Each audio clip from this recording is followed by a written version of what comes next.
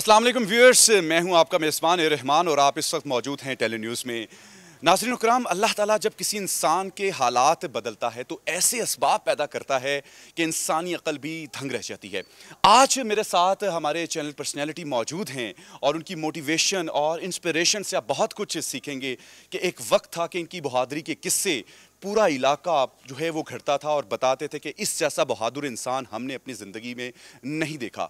लेकिन एक वक्त ऐसा आया कि नशे की लत ने इनको बर्बाद कर दिया और फिर इंसानी अकल उस असबाब पर दंग रह जाती है कि जिस तरीके से अल्लाह ताला ने इनको हिम्मत दी, इस्तकामत दी, इन्होंने रिकवरी की और आज ये पूरे पाकिस्तानी अवाम के लिए एक ऐसी इंस्पिरेशन और मोटिवेशनल पर्सनैलिटी हैं कि इन कुरान पाक का तर्जमा, सिर्फ कुरान पाक हिफ्ज़ नहीं है, कुरान पाक का तर्जमा और उसके साथ इस कदर खूबसूरती से उसकी तफसीर बयान करते हैं कि सुनने वाले इनकी गुफ्तगू के सहर में गिरफ्तार हो जाते हैं। सलीम खान साहब हमारे साथ मौजूद हैं। खान साहब कैसे हैं आप? शुक्र अल्लाह की ज़ात।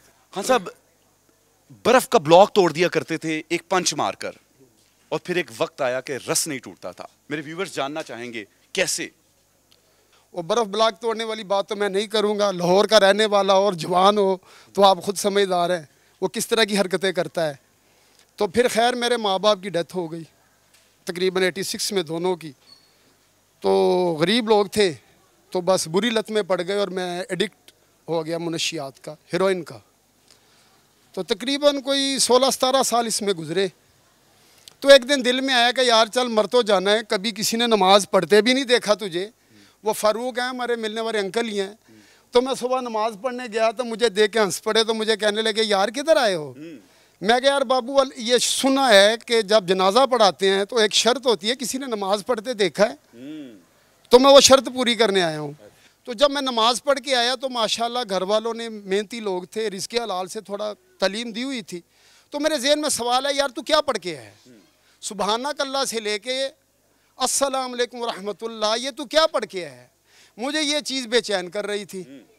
तो जब मैंने इसको याद करना शुरू किया उर्दू में तो फिर मैं चेंज होना शुरू हो गया, मैं बदलना शुरू हो गया। वो इस तरह कि जब आप अल्हम्दु शरीफ पढ़ते हैं, अल्हम्दुलिल्लाहि रब्बिल आलमीन, सारी तारीफ़ें अल्लाह की आलमीन, ठीक यानी कि आपके कहने का मतलब है कि कुरान पाक की जो आयत थी आपकी ज़िंदगी में इनकलाब ले आई? नहीं, मैं और बात कर रहा हूँ। मेरी नहीं, एक इंसान की कामयाबी से लेकर कुल इंसानियत की कामयाबी अल्लाह ने सूरह फातिहा में रख दी है। सुभान अल्लाह, सुभान अल्लाह। अच्छा खान साहब, ये भी बताइएगा कि हमारे बहुत सारे व्यूवर्स ऐसे हैं कि जो इस मामले में परेशान हैं और हुकूमत के मामले में बताइएगा किस तरीके से अगर वो नशे की लत में चले गए हैं तो किस तरीके से अपने आप को निकालेंगे, वो किस तरीके से अपनी रिकवरी करें? हुकूमत का जो काम है वो ये है, ये दो चीज़ों का खेल है, तलब और रसद। तलब जो है वो ऑलरेडी इस खित्ते में मौजूद थी, चर्स की शक्ल में, अफ्यून की शक्ल में, बेशुमार चीज़ों की शक्ल में। और ये जो बड़े नशे हैं उसको ब्लॉक करके लोगों ने इसको फैलाया। तो मुख्तसर ये रसद जो है वो हुकूमत का काम है।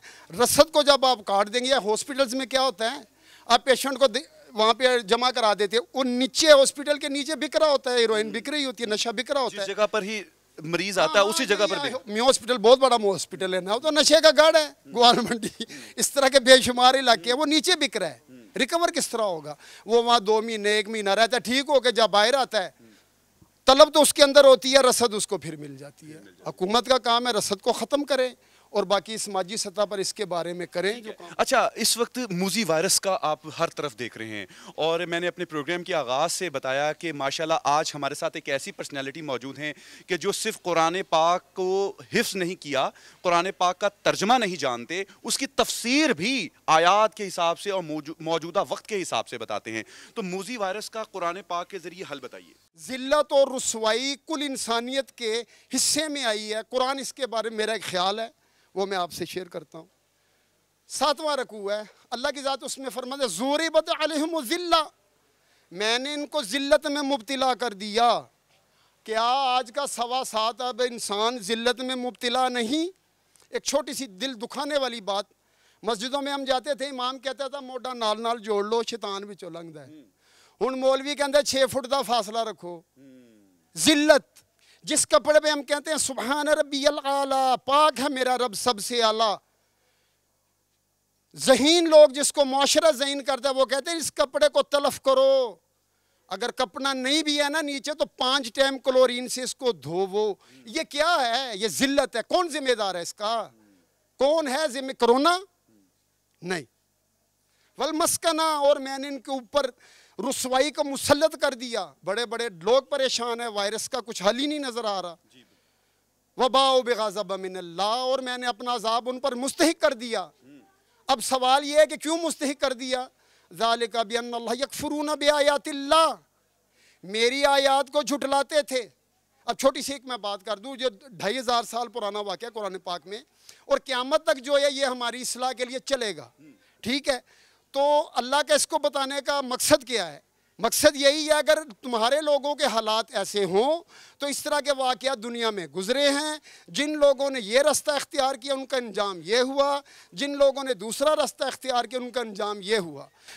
بہت ہی خوبصورت بات خان صاحب آپ کر رہے ہیں، اور میں چاہوں گا کہ آپ پاکستانی عوام کے لیے، آج کے نوجوانوں کے لیے تھوڑا وباؤ بغضب من اللہ، اور میرا عذاب ان پر مستحق ہو گیا. ذالک بما عصوا، بات پوری کرنے دیں اب اگر مجھے چھیڑا ہے تو. ذالک بما عصوا، وہ لوگ نافرمان تھے. کیا آج کا انسان اللہ کی آیات کو نہیں جھٹلاتا؟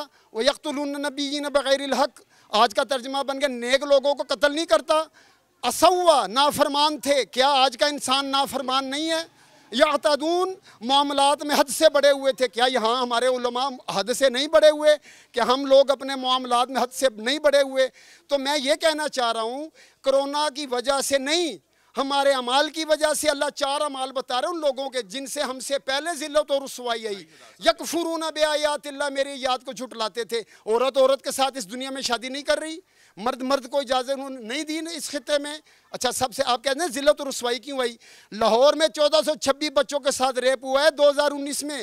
میں سوچتا تھا وہ عذاب کس جگہ جائے گا، کدھر جائے گا.